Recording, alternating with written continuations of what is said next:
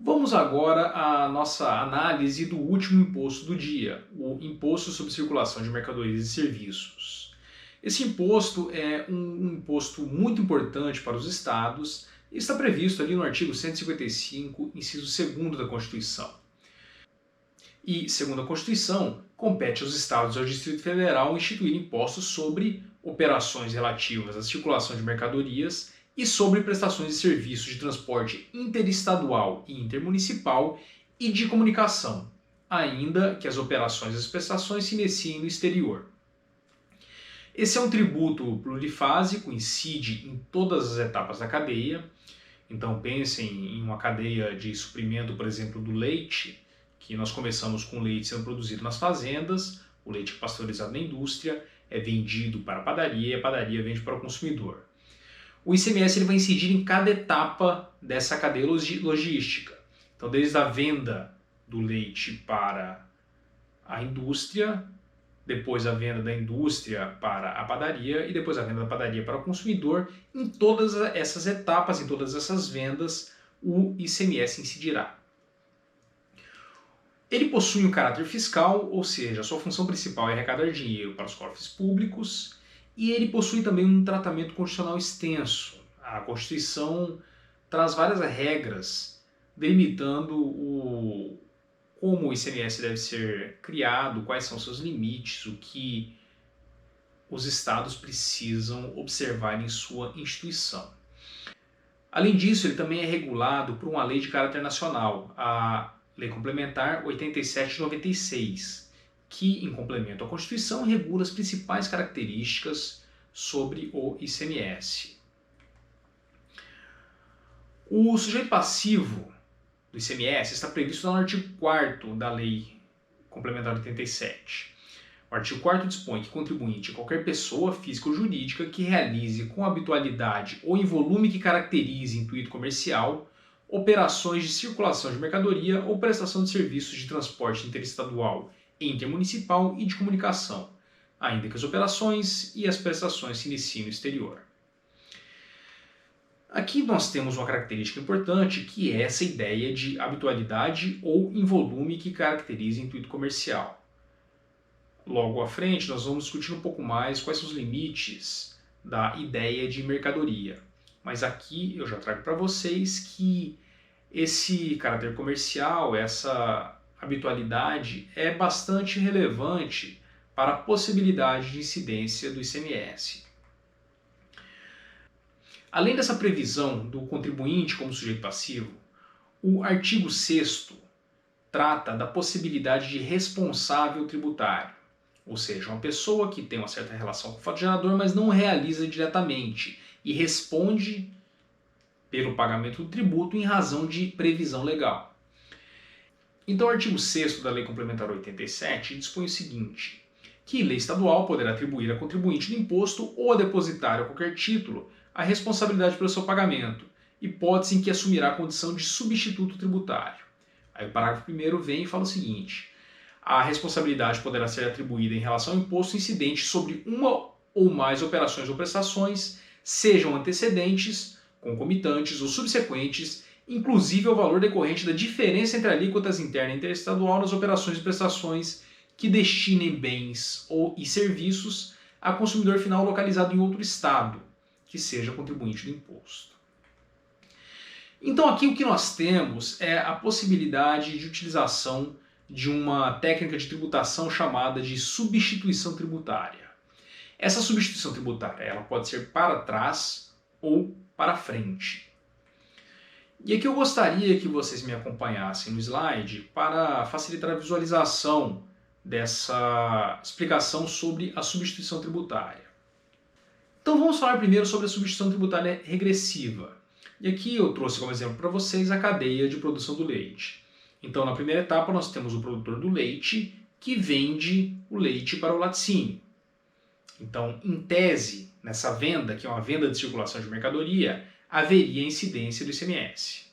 Da mesma forma, o laticínio, ao vender para a padaria, também realizaria uma operação sobre a qual incide o ICMS. E, finalmente, a padaria, ao vender o leite para o consumidor, novamente estaria realizando o fato gerador do ICMS. Agora, o que acontece com a substituição tributária para trás? Vamos imaginar que o laticínio está realizando a venda para a padaria. E, de acordo com a legislação, o laticínio é eleito como o substituto tributário. Ou seja, o laticínio vai ser a pessoa responsável pelo pagamento do tributo relativo à sua própria operação e à operação que foi realizada anteriormente, ou seja, a operação de venda do produtor de leite para o laticínio. Então, nesse caso, de uma substituição para trás, o produtor de leite não realizará o pagamento do ICMS, porque o laticínio é o seu substituto tributário. É ele que ficará responsável pelo pagamento do tributo. E qual é a razão desse tipo de regra? Essa regra visa facilitar a vida do fisco, porque produtores de leite são muitos. A quantidade de pessoas que produzem leite é muito maior do que a quantidade de laticínios. Então, em vez de realizar a fiscalização sobre todos os produtores de leite, o fisco vai realizar a fiscalização tão somente sobre os laticínios, diminuindo o tanto de operações que precisam ser fiscalizadas. Aqui não há problema algum com relação ao fato gerador, porque o fato gerador já ocorreu, o tributo já é devido. Agora vamos conversar um pouco sobre a substituição tributária para frente. A lógica aqui é a mesma. A substituição tributária para frente, também conhecida como substituição tributária progressiva, tem o objetivo de facilitar a vida do fisco, diminuir a necessidade de fiscalização. Só que no caso da substituição tributária para frente, o que nós temos na realidade é uma antecipação do pagamento de um tributo decorrente de um fato gerador que ainda não foi realizado, de um fato que não aconteceu. Ou seja, há uma tributação de algo que não existe, de algo que não ocorreu. E aqui existia uma discussão muito importante sobre a constitucionalidade desse tipo de substituição tributária. Porque se nós estamos obrigando o responsável a realizar o pagamento de um tributo que os seus pressupostos ainda não foram cumpridos, haveria aqui um certo abuso do ente tributante em instituir um tributo dessa forma, instituir um tributo sobre coisas que ainda não ocorreram. Mas só voltando para a explicação, eu gostaria que vocês me acompanhassem aqui no slide para que vocês consigam entender como é a sistemática da substituição tributária para frente. Então imagine uma fábrica de veículos. A fábrica de veículos, ela vende o carro para a concessionária e a concessionária vende para o consumidor. Na substituição tributária para frente, o que acontece é que a fábrica de veículos ela é responsável pelo pagamento do seu ICMS e do ICMS que seria pago pela concessionária. Então há uma antecipação do tributo que seria pago pela concessionária. E como nós não temos o valor exato pelo qual o carro será vendido, o que acontece é que nós temos uma presunção do valor do carro, que pode ou não se concretizar. Aliás, a própria venda do carro em momento posterior pode também não ocorrer.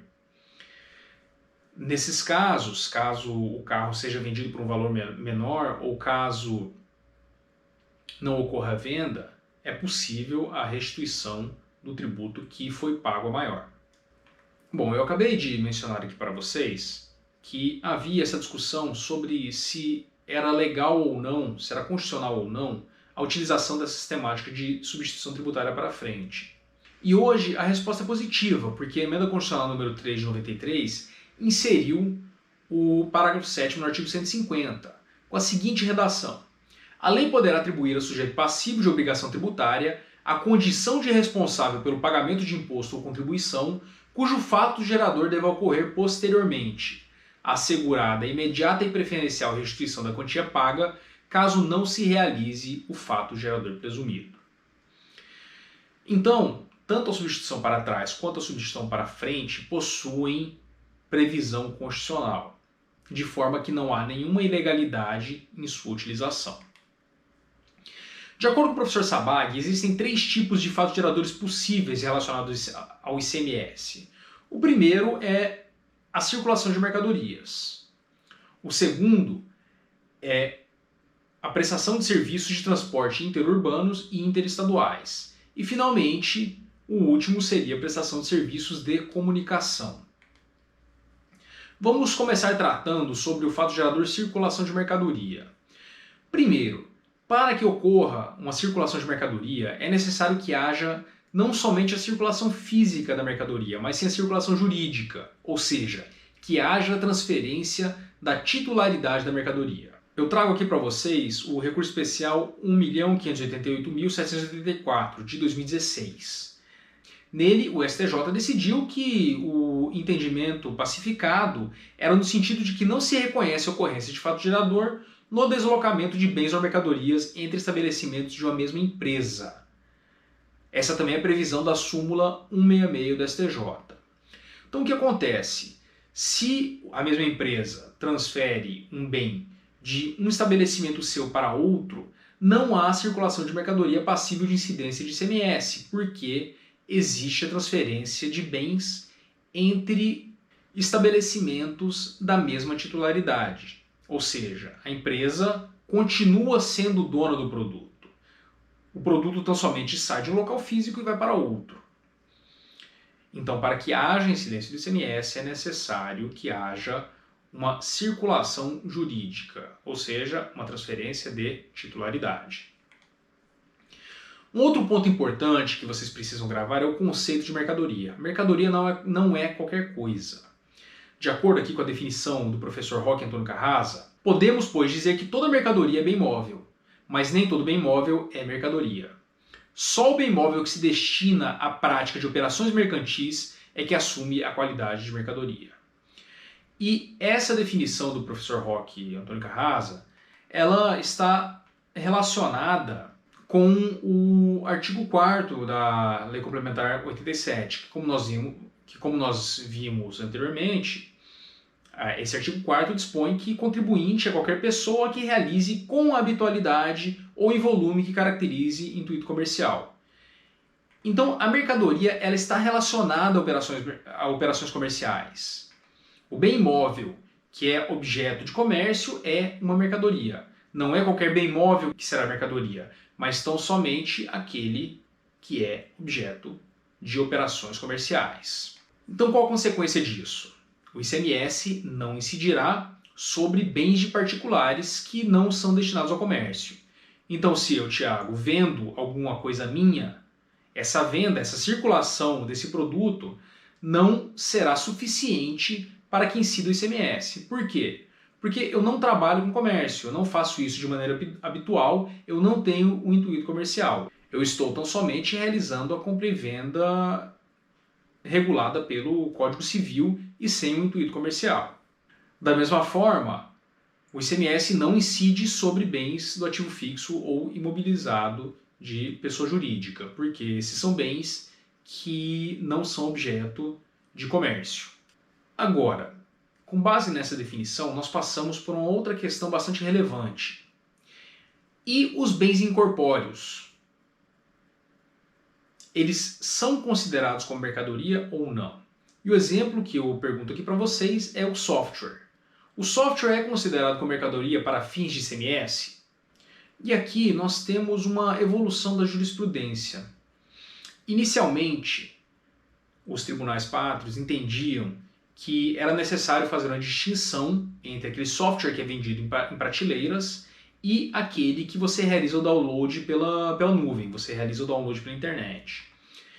Em 1998, no recurso extraordinário 176.626, o Supremo Tribunal Federal decidiu que, não tendo por objeto a mercadoria, mas um bem incorpóreo sobre as operações de licenciamento ou cessão de direito de uso de programa de computador, não podem os estados instituir ICMS. Agora, se fosse o caso de circulação de cópias ou exemplares de programas de computador produzidos em série e comercializados no varejo como software de prateleira, e aqui eles falam, materializando o corpus mecânicos da criação intelectual do programa, haveria aqui então a figura da mercadoria. Então, resumindo essa decisão do Supremo, se houvesse o download do programa na nuvem, não haveria um bem corpóreo e não seria possível a incidência do ICMS.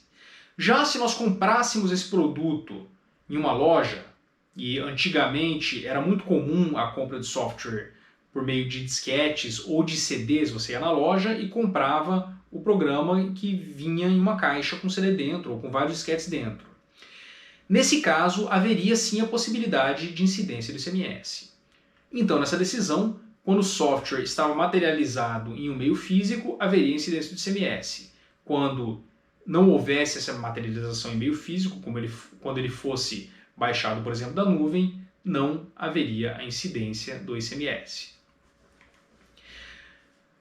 Já em 2010, na medida cautelar na DI 1945, houve uma mudança de entendimento do tribunal.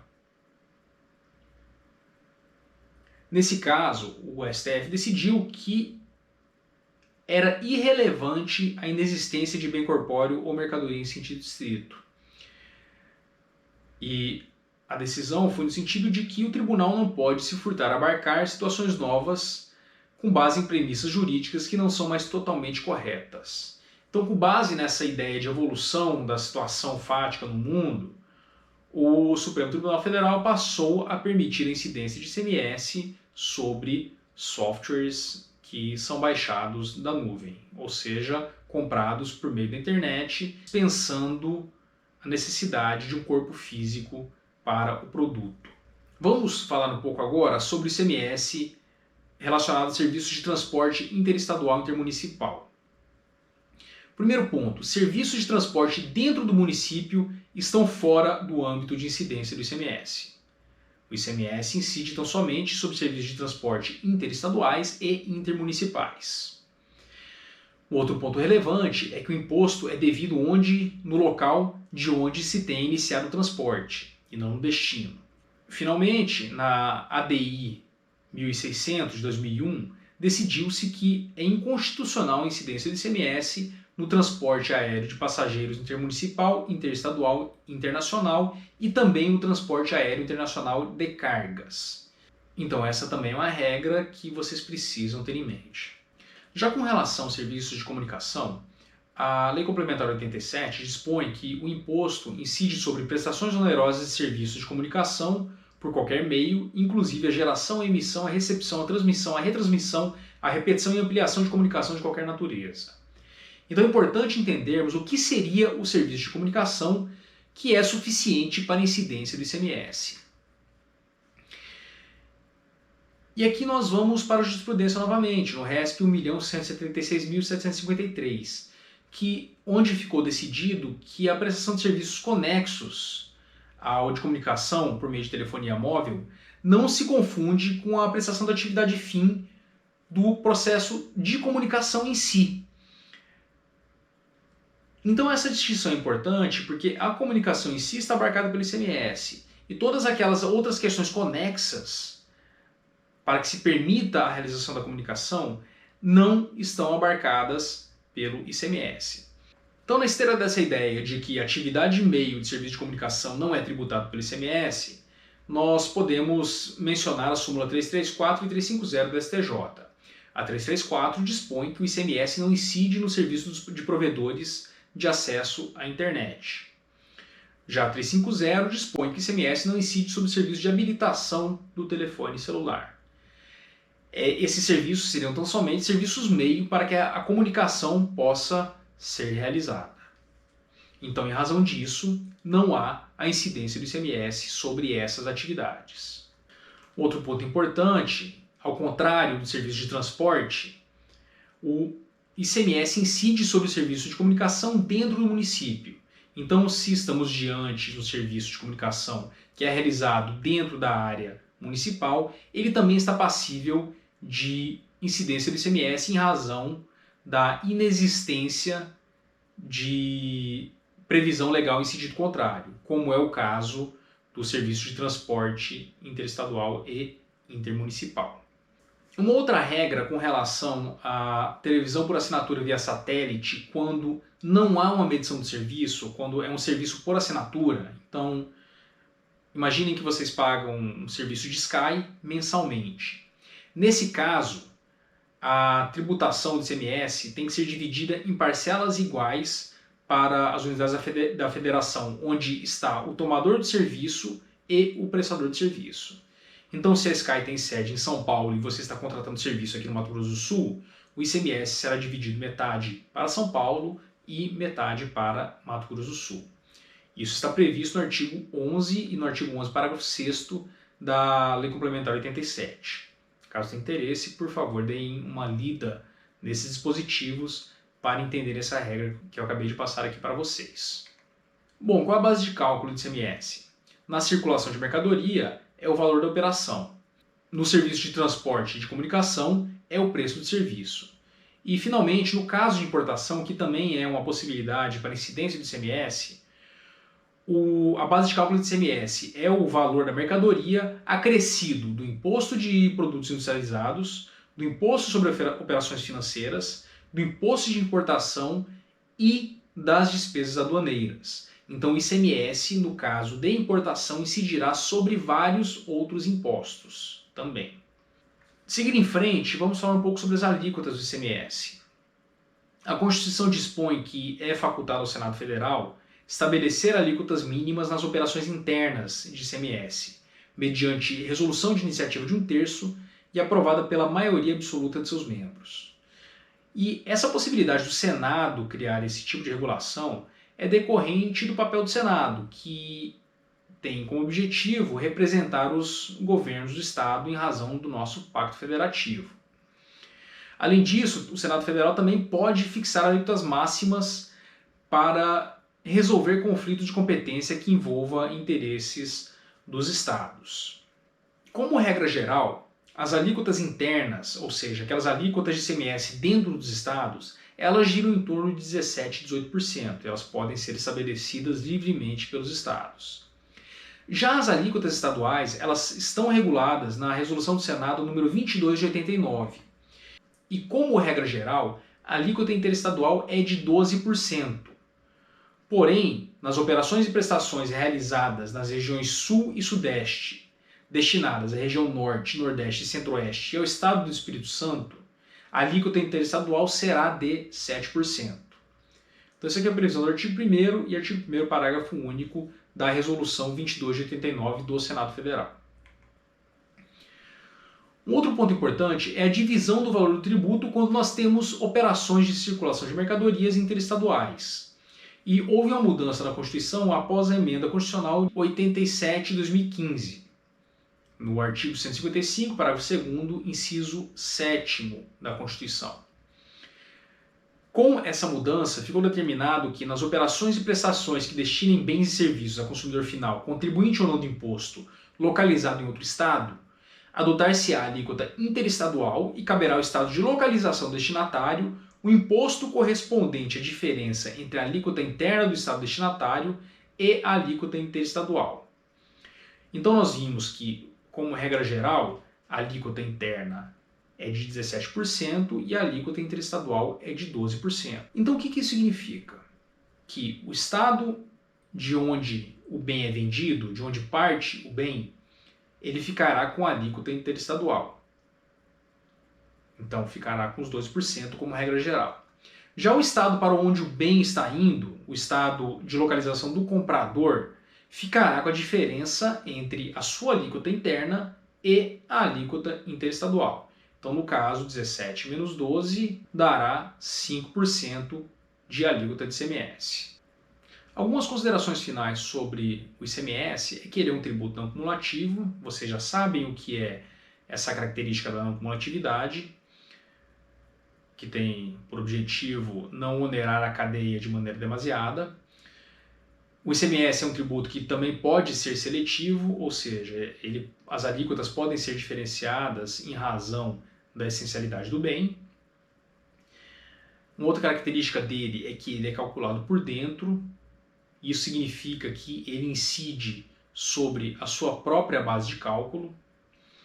E esse é um cálculo um pouco complexo para eu explicar para vocês aqui agora, mas nós podemos discutir isso em outro dia.